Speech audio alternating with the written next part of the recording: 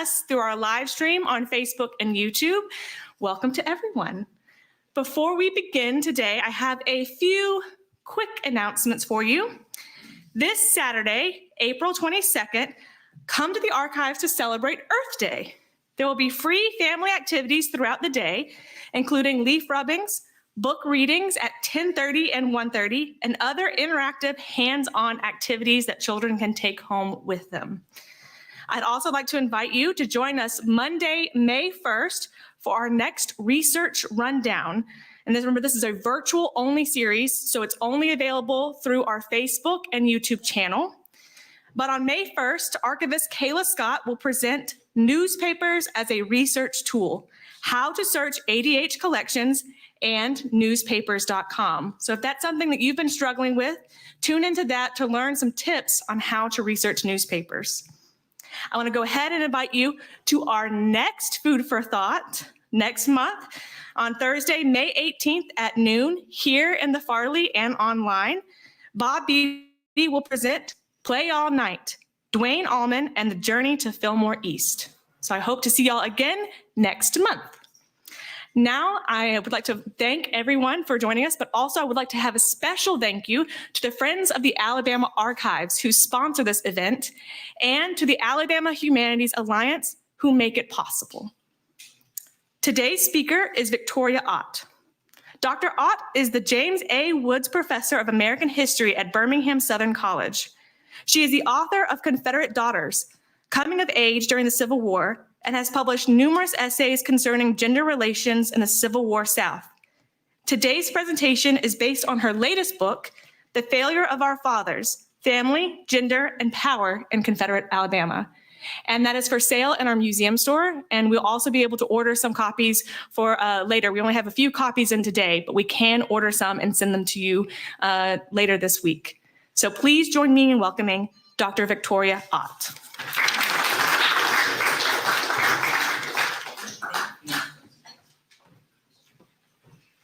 Hello, everybody.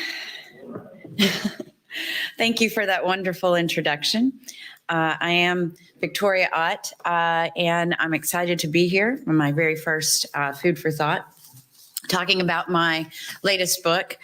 I thought I'd just go ahead and jump right in by talking about what was the purpose of this research project. And it's really looking at the significance of gender and family in gaining the support of common whites during the Civil War. Now, my book examines why non-elite or common whites, I kind of use the term interchangeably, why these families in Alabama would come to support the Confederacy and go to war to protect an institution in which they had very little investment.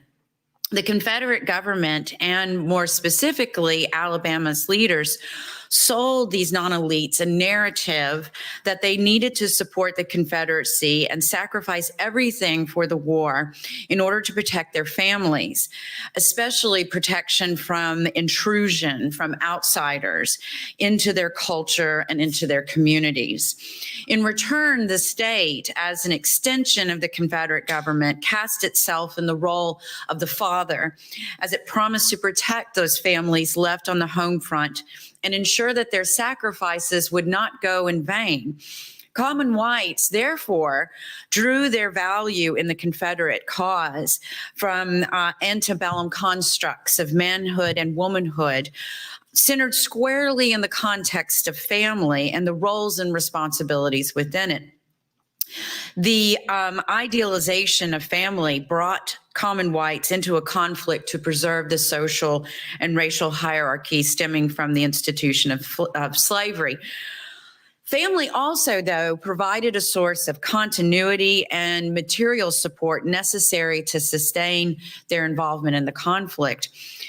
But as the war began to ravage communities, especially by 1863, it ultimately prompted common whites to focus more on the survival of the family than devotion to Confederate leadership.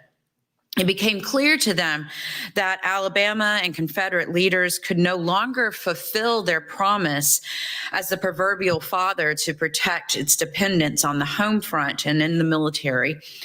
In their estimation, devotion to fighting the conflict seemed less of a priority as families stood in peril of surviving. So the same gendered arguments that brought them into the war also became the argument to turn against it, not necessarily against the Confederate cause, but the actual war itself. So into many common whites, the civilian, whether they're civilian and soldier, they came to understand that the clash that they were experiencing by 1863 and beyond was with the elites of the state, and especially the state leaders who had failed to protect its people from the exigencies of war. So out of these growing class tensions framed in the context of gender identities rose new relationships between common whites and Alabama's political and social structure during and after the conflict. Here we go. In my quest to uncover the story of non-elites, I had to become very creative in looking for sources because I'm sure, as a lot of you know, the majority of primary documents from the voices of people, like diaries and letters, are usually coming from the elite class because of the literacy rate, also the effort to preserve those kinds of documents. So in my first book, I had no problem finding sources. They were all over the place. But in this research project, I really had to think creatively. Yes, there were a number of diaries and letters, published, non-published, both here in the archives and outside in other areas that were useful to me. Some of them were difficult to read because most people tended to write phonetically. And so there was presented as thar. And so I had to kind of learn how to kind of get a rhythm in reading those letters and diaries. But they were a lot of fun, and they gave me an insight into what these people were actually thinking. Church records were also very valuable sources. The population schedules of the U.S. Census were very important in identifying whether or not the people I were examining were actually fitting within this socioeconomic group. And then finally, newspapers, government records, those sorts of public documents became very important in supporting my research. So once I was able to collect these sources, I was able to begin to tell the story of common whites in Alabama. Of course, the dominant image that most people think about in looking at the Civil War period, or even the antebellum period for that matter, is what I call, not just me, but other historians call the dominance of the planter image, or the planter minority. They tend to take up most of the space in pop culture, with the exception of certain other texts like Cold Mountain and others. But for my group, I had to come up with some criteria for placing them in their category. And so this is often the kind of image that people think about when they think of like common whites or poor whites. I pulled this from a cartoon I remember as a kid growing up watching on Saturday mornings. So that kind of stuck in my head. Okay, so let's look at the criteria that I used. Basically, there were two groups that made up the category of common whites. So I use common whites as like an umbrella term. First is, of course, the yeomen. The yeomen were somewhat, you could kind of place them in like a middle class, although that terminology didn't exist in this period. But they were landowners. Sometimes they would be slaveholders. That was a kind of a fluid status for most. But if they were slaveholders, I made sure that it was definitely below 10 enslaved individuals counted in their estate. Also, they really valued that independence of being a landowner and preserving that independence, which is really important in understanding why they would go to war to protect that independence. And also, for many of the yeomen, it was a family enterprise. Everybody worked together. Children, the wives, the mothers in the family, they all worked in the field or worked to produce their own domestic supplies, clothing, blankets, food, all of those things. So it was definitely a family enterprise. The second group in this category of common whites were the poor whites, tended to be landless with limited and low job opportunities.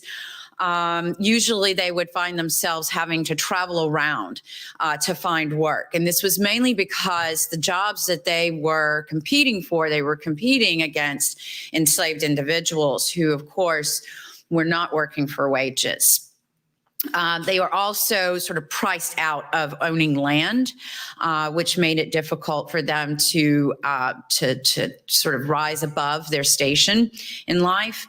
And another problem with trying to move up that socioeconomic ladder was they faced a lot of discriminatory practices in the credit system that just weren't seen as a good investment. And so that was one of the main reasons why they found themselves stuck in this situation of being poor white. Okay, I wanted to begin by talking about sort of the pre-war situation for common whites. What I argued in the book is that in the antebellum period, common whites and the elite minority shared a lot of kind of common characteristics, if you will. There were essentially muted class differences because Alabama was still relatively a new state. I compare it to other states like Virginia, South Carolina that were born out of the colonial period. They had long developed as a state, and so well-established institutions, churches, schools, things like that. And so their class structure was very clearly defined. But the kind of somewhat frontier-like conditions in Alabama before the war tended to mute class differences in ways that you could see are very obvious. First of all, there were opportunities to own land, and a lot of Alabama's political leaders really focused on trying to make land available to people. Also, they could vote, which was another thing that they shared with the elites. That ability to cast their vote was very important in that kind of autonomy for common whites. The area that I really focused in on in the first chapter was in court cases, and those were a lot of fun to go through. I spent many hours in the archives here looking through ledgers of court records and depositions and documents, and they just really said to me that one of the biggest characteristics that they shared with elites was really holding firmly to the ideals of masculinity and femininity.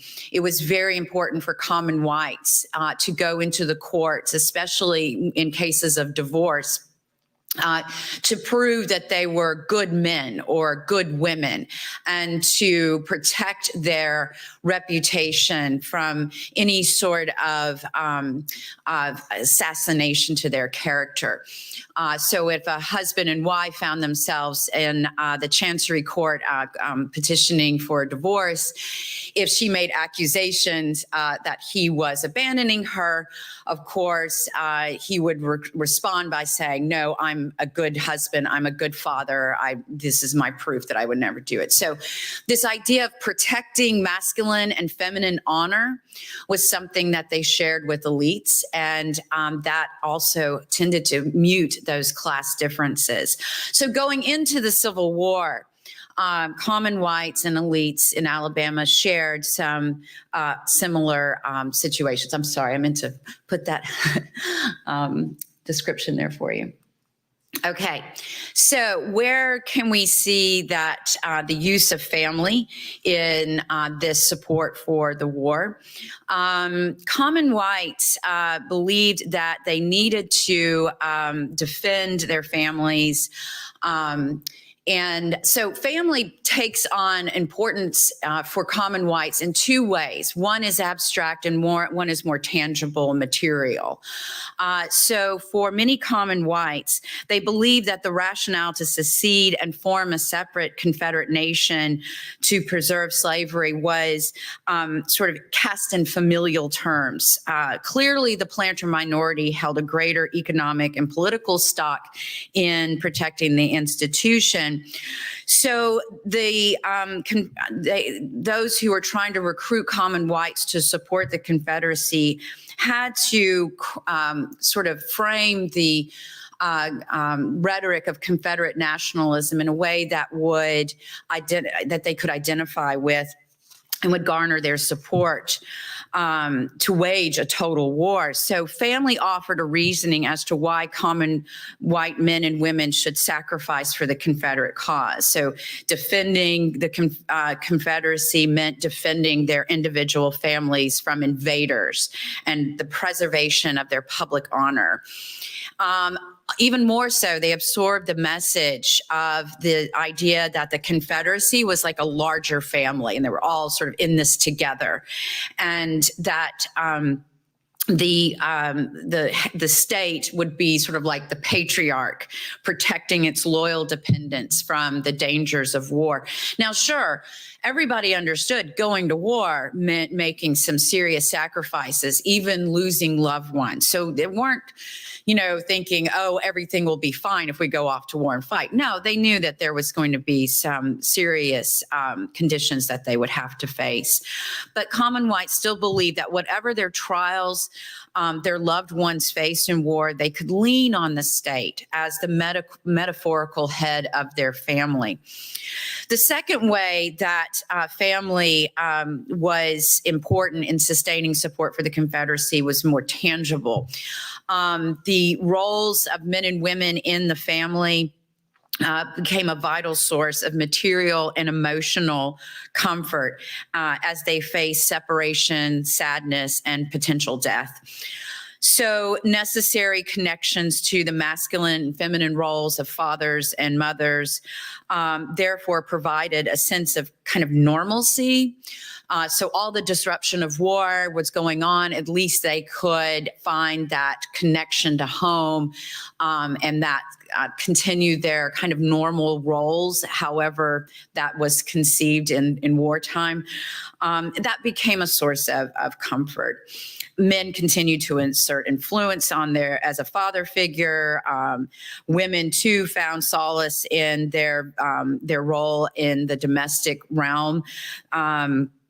Taking on, but also taking on greater responsibilities on the farm.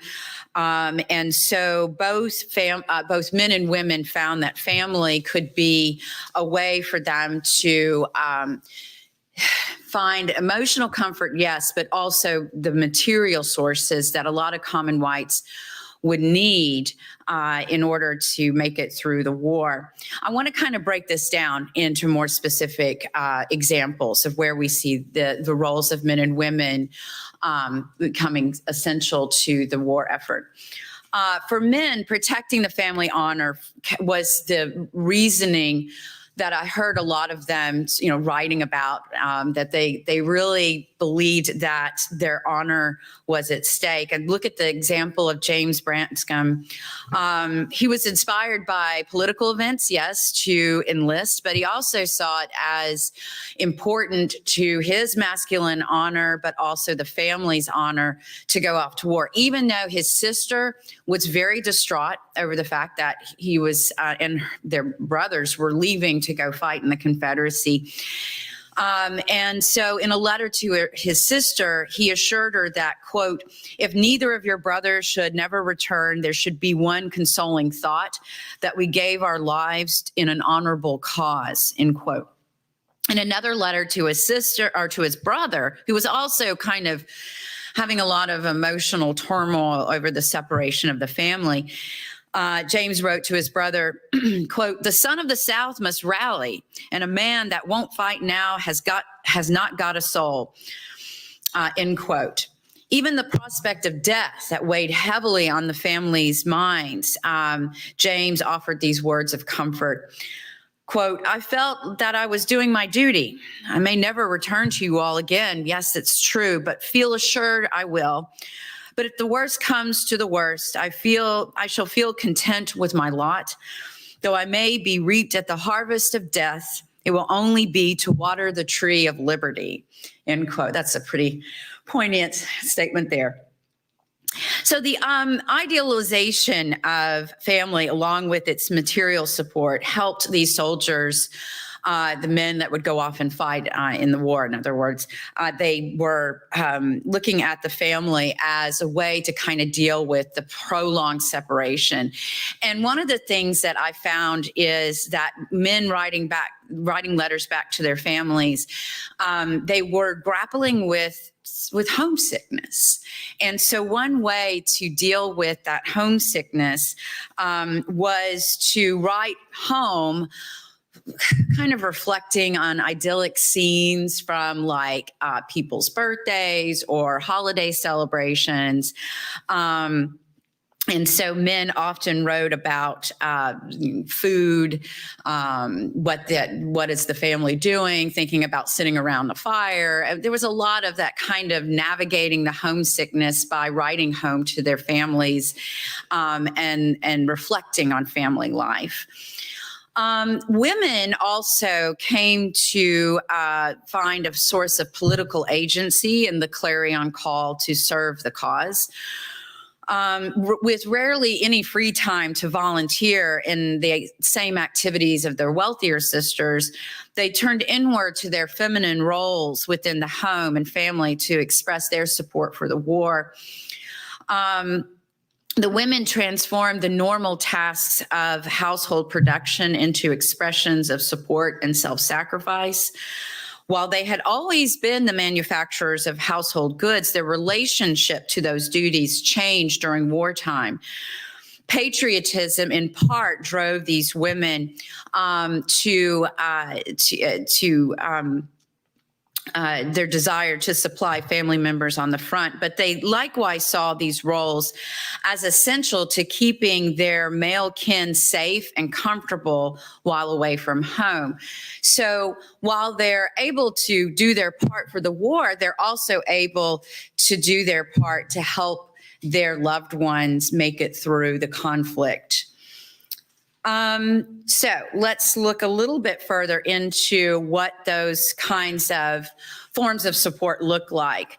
One of the things that was very important for common whites was what one historian, Laura Edwards, termed the domestic supply line during the Civil War. For a lot of the common whites, they did not have the material goods going into the war to help them survive. For example, the military consistently ran low on boots, socks, gloves, hats, or overcoats. And so oftentimes the women back on the home front would send those kinds of supplies to their loved ones. And so this situation elevated the importance of women's domestic work as it helped to kind of fill those gaps. For example, James Jackson, who was a physician from Chambers County, depended on a regular shipment of items from home, and he insisted in one letter that he was, quote, waiting patiently for a box of provisions in hope that his mother would, quote, send me a box every week or two. Although he was a local physician, he and his family possessed very little personal property.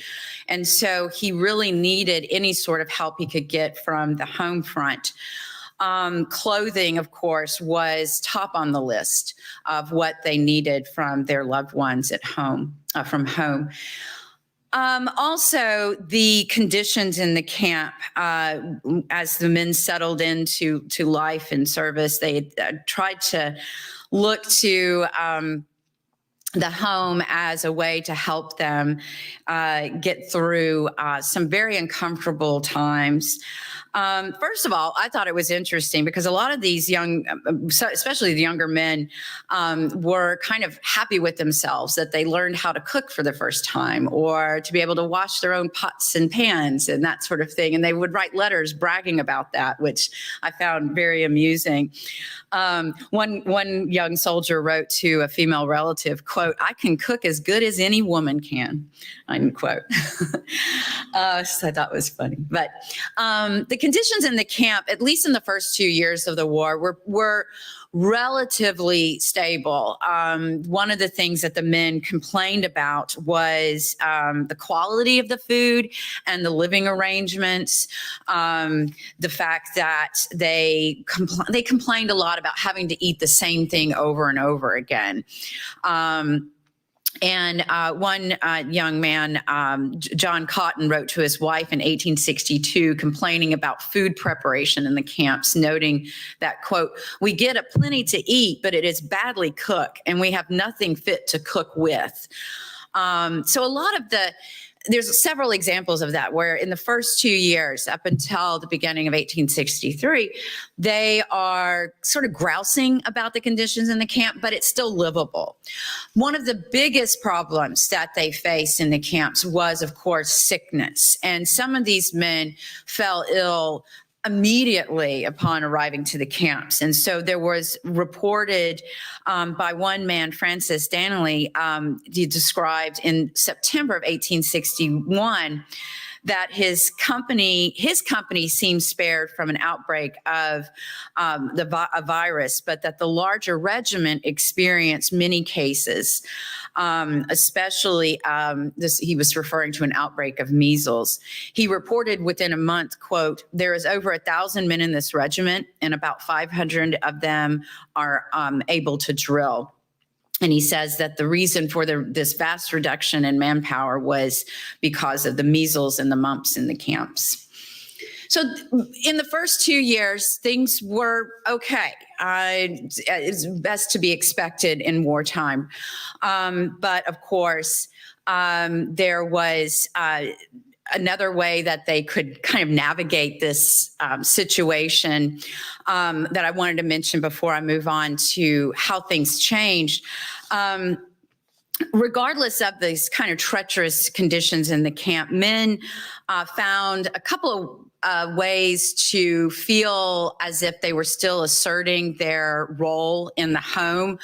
One that was very common in many of the letters and diaries and other documents that I use was that they loved to assert their role of the head of the household from afar. They would write letters in great detail as much as they could, instructing their wives and mothers and sisters on how to run the farm. Some of the men would be so detailed, like Kennan Lee was a small farmer from Covington County. He wrote to his wife about how to use the money he would send home. He said, quote, "To pay all your debts and to buy corn and wheat enough to do you next year." We also see that a lot of the men are concerned about the planting of corn and other agricultural goods that would be essential for the family's survival, their substance. And so they would write detailed letters about planting, harvesting, all the things that they needed to do, mending fences, literal fences. And so it was interesting. Now, these men would assert this role, but would the wives actually listen to them? In most cases, they write back to their husbands. That's mainly where I found most of the interaction is between the husbands and wives, less so about men and their like mothers or sisters. But the wives would push back, and sometimes they would say, "Yes, I've done this. Yes, I've done that." Or, "No, I'm running into problems with this. I'm seeking help from a neighbor." Most of the men would be sort of put at ease if they knew that a man from the community or a male family member was helping out on the farm. And so Some of the exchanges between husbands and wives were pretty good. You know, they were working together to keep things running, and others there was some sort of conflict, sort of resisting all the detailed instructions from their husbands. Another thing that I thought was really interesting is the assertion of patriarchal power from afar by policing the behavior of their dependents. I'll give you this quick example of Grant and Melinda Taylor, whose letters are published in this book, This Cruel War. And they were from Tuscaloosa County. While he was serving, Grant took some issue with his wife's behavior. In particular, he became concerned after hearing that she had hosted a holiday party for young men and women in their community.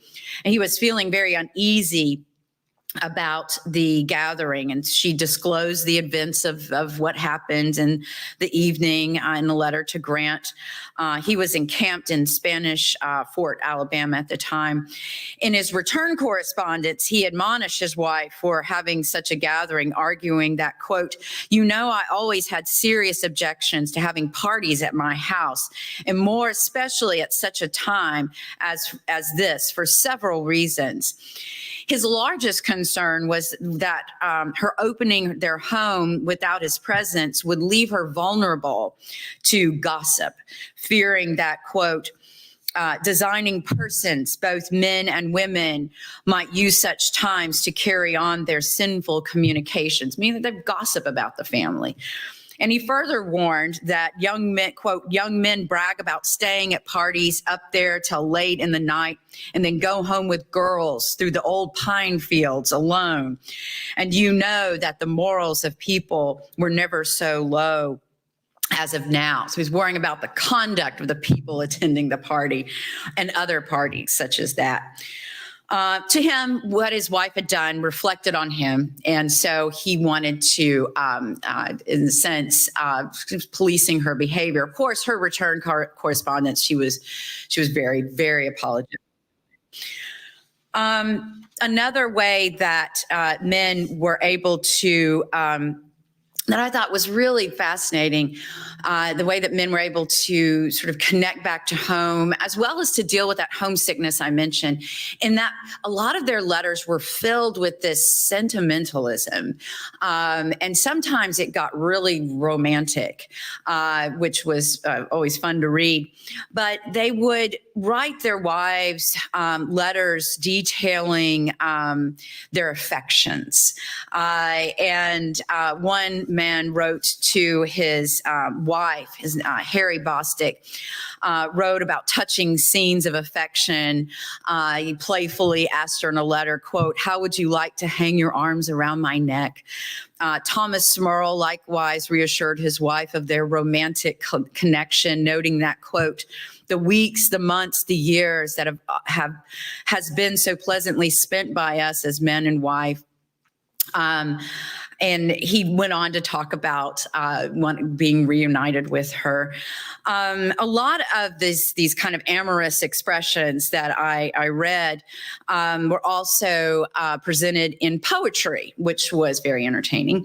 A few poetic lines here and there at the end of a letter permitted men the freedom to assert their sort of masculine identity while observing 19th century forms of sentimentalism. So they would be very romantic, but in some ways very restrained with that romantic language.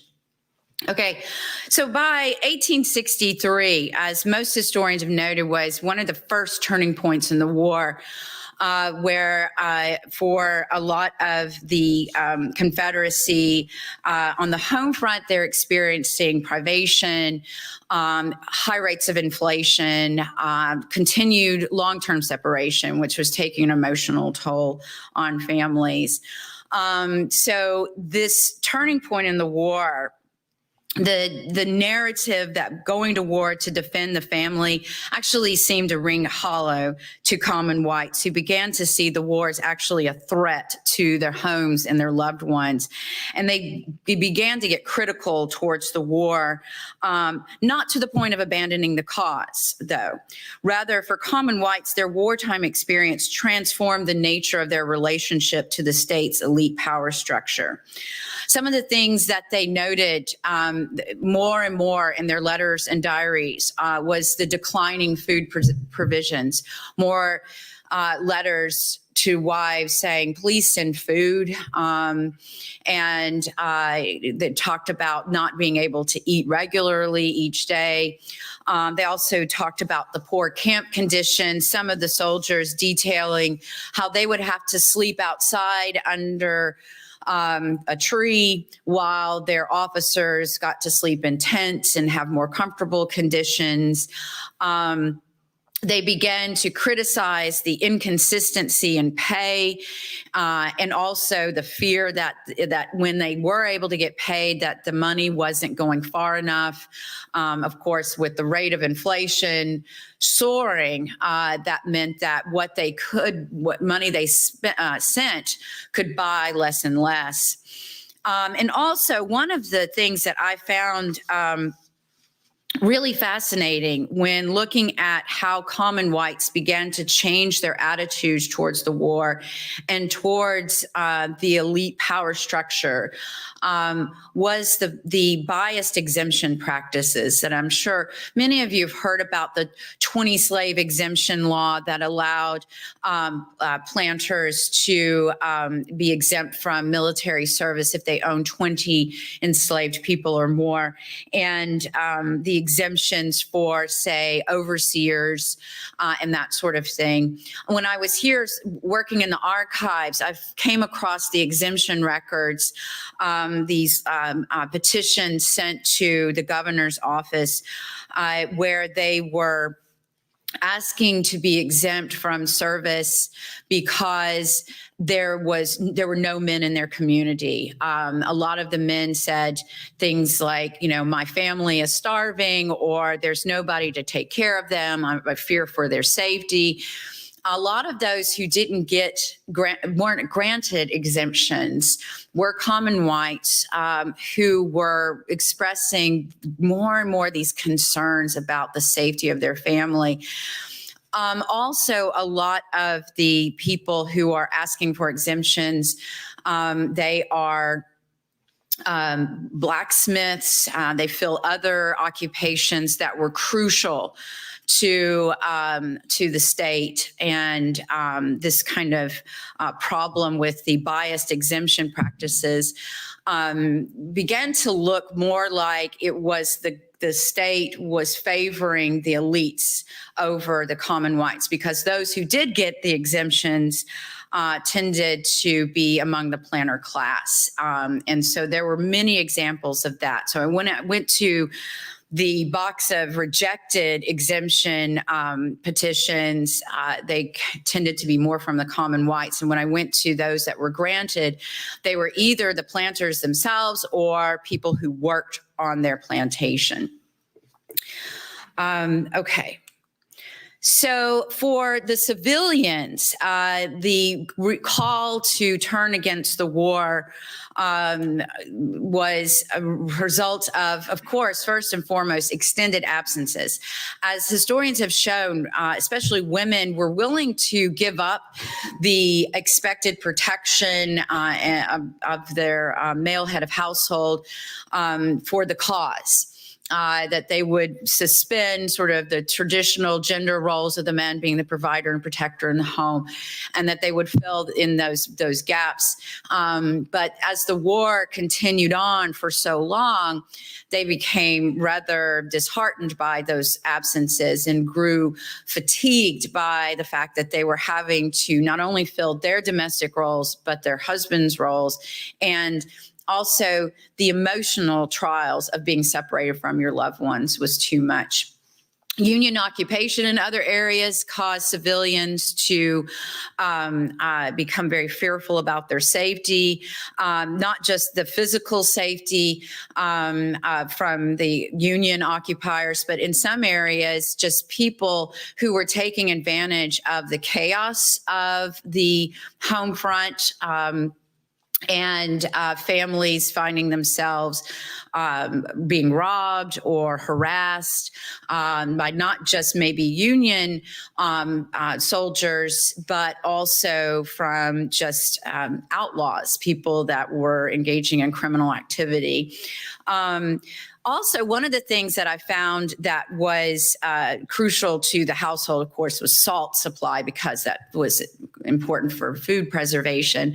But the decline in the salt supply getting out to common whites was also one of their big concerns. And I noted in the legislative records in Alabama during this time that the government was actually trying their best to ration out the salt supply so that these families were able to get them as they needed them. But it was often hard to get the salt to these families because they lived in such rural and isolated areas. And then finally, related to the exemption patterns that I identified, there was this labor drain in the state. And that labor drain really had some severe consequences on farm life for the smaller farmers. They weren't able to get any of their tools fixed, replaced, because a lot of those craftsmen were off fighting in the war and weren't exempt from service. This labor drain affected the common white population more so than it did the elite population.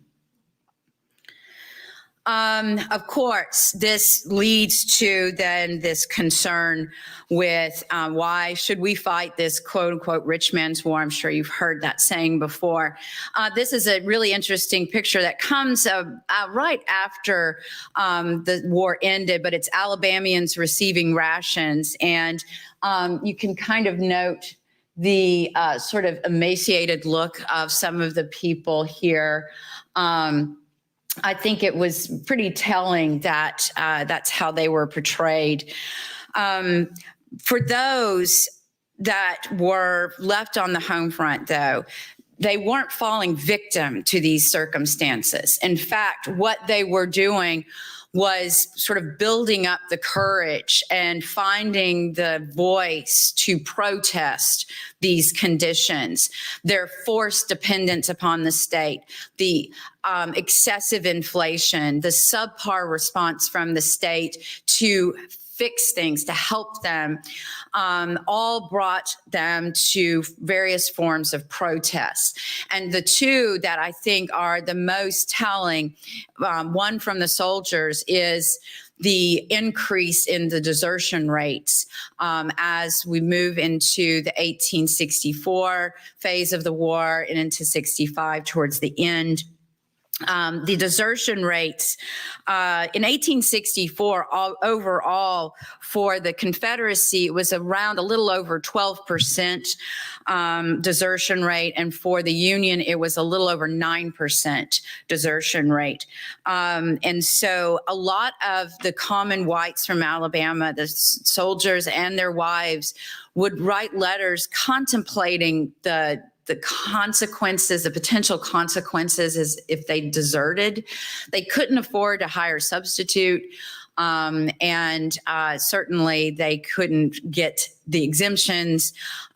There were very few furloughs being offered after 1863. And so desertion more and more for these soldiers seemed the only plausible sort of solution, not to desert completely, but just to leave the war for a little while, go home, fix up their families, and then go back. That was usually the common sort of narrative that I heard in these letters.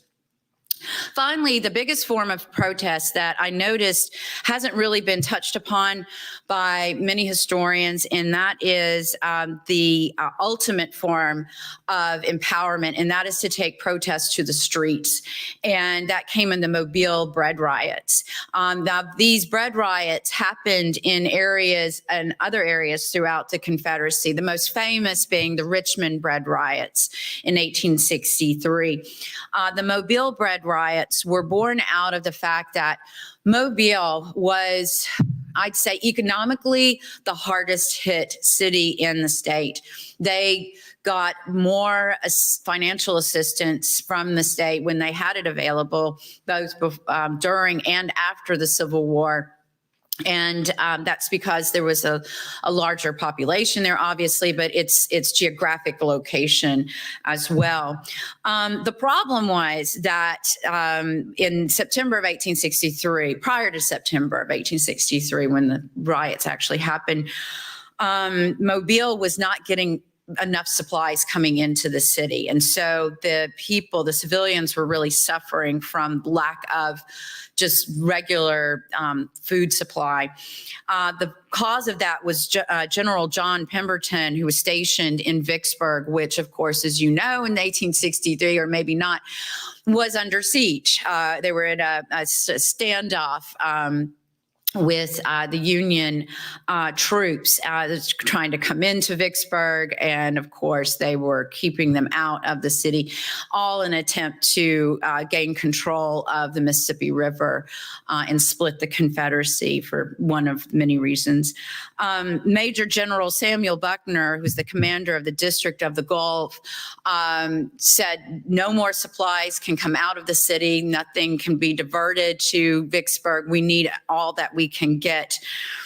And so as the people suffered, they, of course, began to riot. And it's not the kind of riot that we might think about today, but they are going around smashing storefronts, demanding food, demanding bread, taking those things. They're not taking, hoop skirts and bonnets. They're taking things for survival for their family.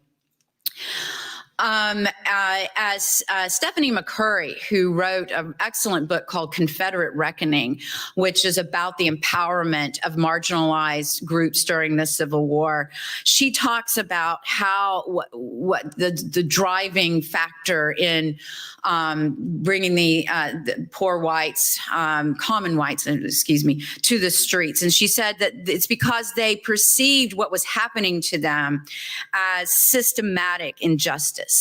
A policy that came from the government that took away their substance. That's what brought them to the streets.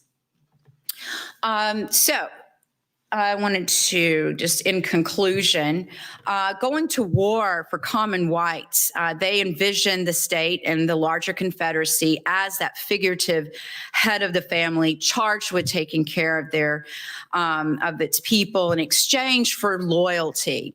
As a result, they came to see their relationship with the state in terms of a relationship of reciprocity. So much as the war imposed limited challenges to family life, common whites would continue to remain in harmony with the elites who controlled the state and Confederate structure. They saw their sacrifices as necessary and manageable for the short time that the conflict required until the reality of a protracted conflict came into focus. As the war drained the resources and energies of Alabama's common whites, they began to envision a new relationship with the state, one in which they would demand the power to shape public policy in order to find relief. Now, moving into the post-war years, which my book does in its final chapter, the empowerment of common whites would continue as they faced a new Alabama in a new South. Thank you very much.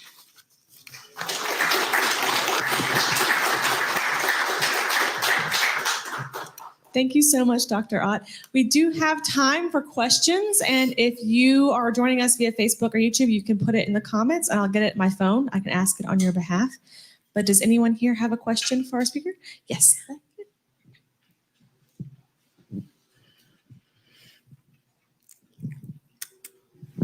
Thank you. I have two questions. Sure. When you said the clothing was sent to the soldiers, and I'm thinking they had uniforms, and then there's limited supply of clothing back then. People didn't have excess clothing like we have today. So I'm just wondering, where would the women get this clothing to send to them? Right. Well, it was really interesting. There's many examples of ingenuity. They would take blankets, make them into jackets. They also would have family members be able to donate clothing. They would also, in sending those, in jackets, the coats were especially important for these soldiers, and boots too, and the socks. And so these women were used to producing those kinds of items in the home. And so even though they're running low on resources on the home front, they are able to get family members to help them. They're being more creative with where they're getting cloth and these other supplies. And in sending them to family members, they're often doing it through other family members. So somebody's traveling through where their family member's stationed. They give them these supplies and say, make sure and take it to them. Okay. So the next question was food. Yeah. So what kind of food can you possibly send that's not going to spoil, and how do they ensure that it gets to their loved one? Okay. And I should have clarified this. These men are writing home saying, send us food. But they, I think, realistically understood that that wasn't possible. In fact, one soldier asked his I think it was his sister, if she could send a watermelon to him. And that, of course, would be logistically cumbersome. I think when in the book, I talk more about how it's the asking for the food that shows the desperation of what these soldiers are going through. And family members, if they were close enough to be able to send food, it would usually be things that would not be would easily spoil, like bread or coffee or things like that. We have one right here. It's for our online audience so they can hear. John. Was Reconstruction period very difficult for the common white people? Yes. It's interesting. In the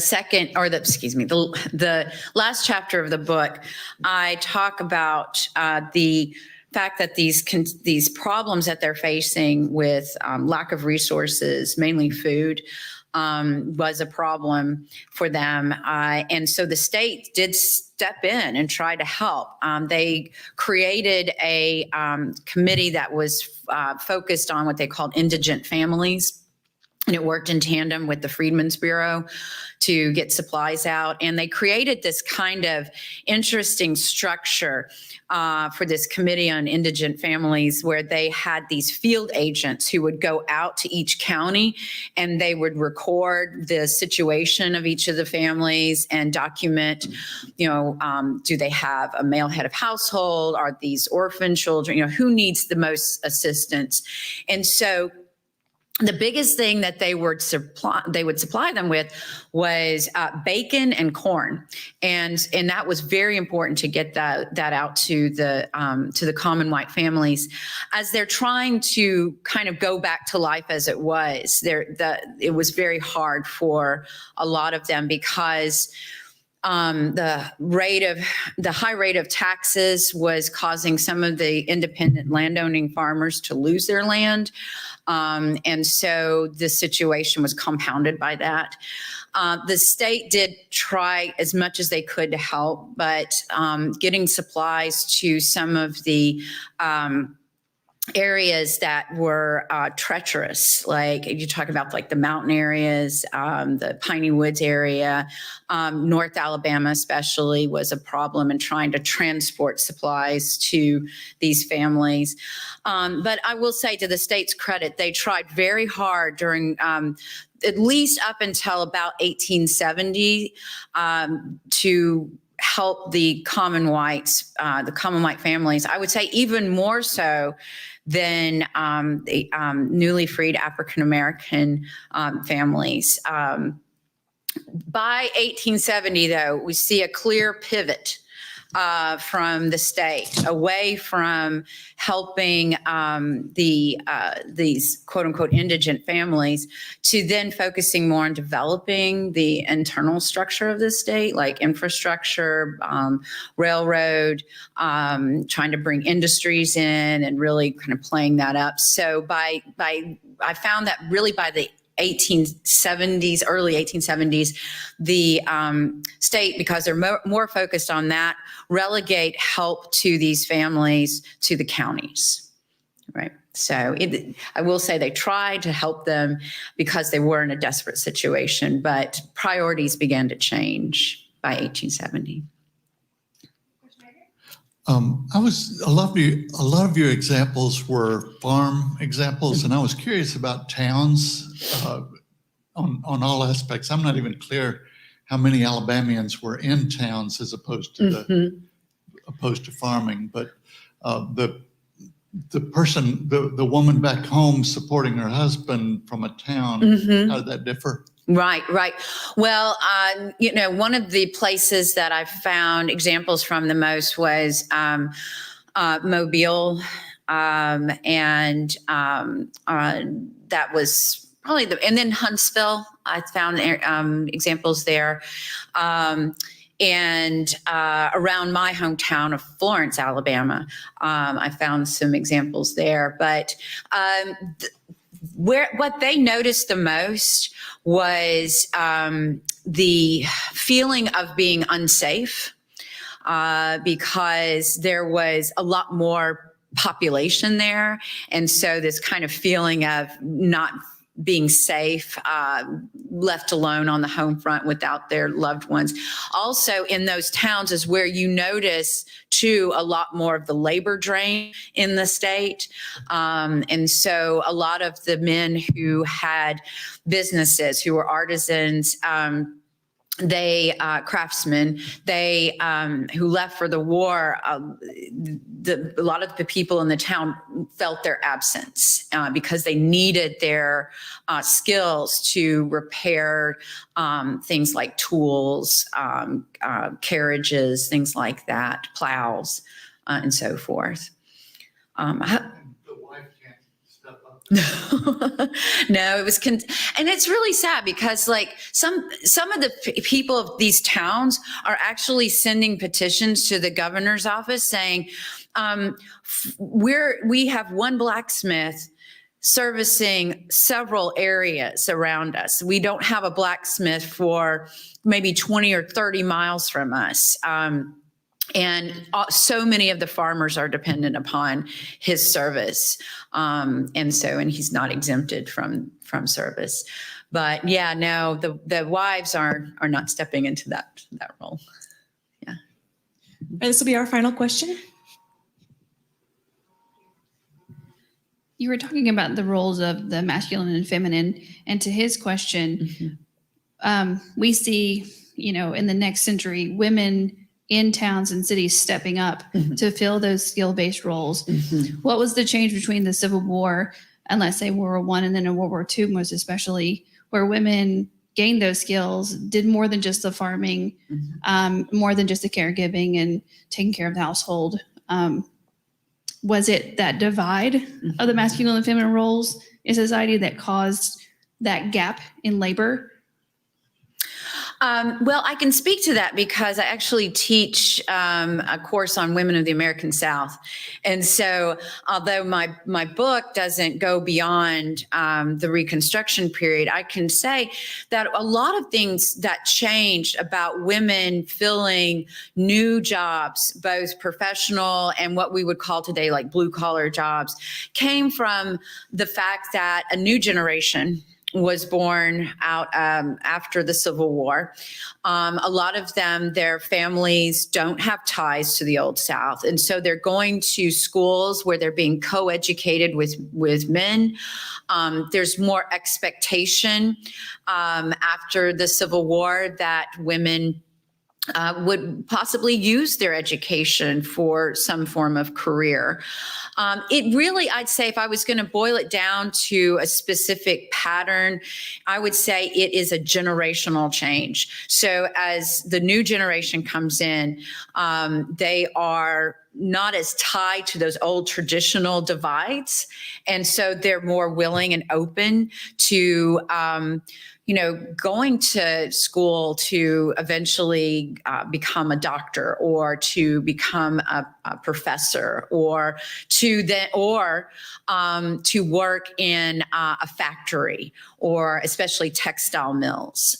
So there's more expectation of that. Also, I would say, in the South, specifically, the economic situation of this socioeconomic group would warrant many women having to step out of traditional gender roles as they were conceived pre-war and go into take jobs in like the textile mills or other industries that were coming into the New South.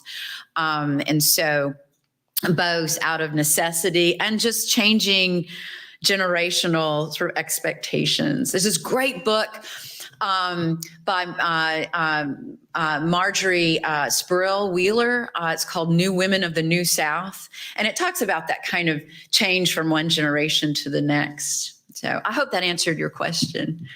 Okay. Sure. Please join me in welcoming Dr. Ott again, or thanking Dr. Ott again. And welcoming her. Thank you. Thank you so much for the presentation. To those online who submitted questions, I'm so sorry we couldn't get to them today. I'll try to see if Dr. Ott can help me in answering them for you. And thank you to all of you who came to this presentation. I hope to see you again next month, May 18th, to hear Bob Beatty talk about Dwayne Allman and the journey to Fillmore East. Thank you.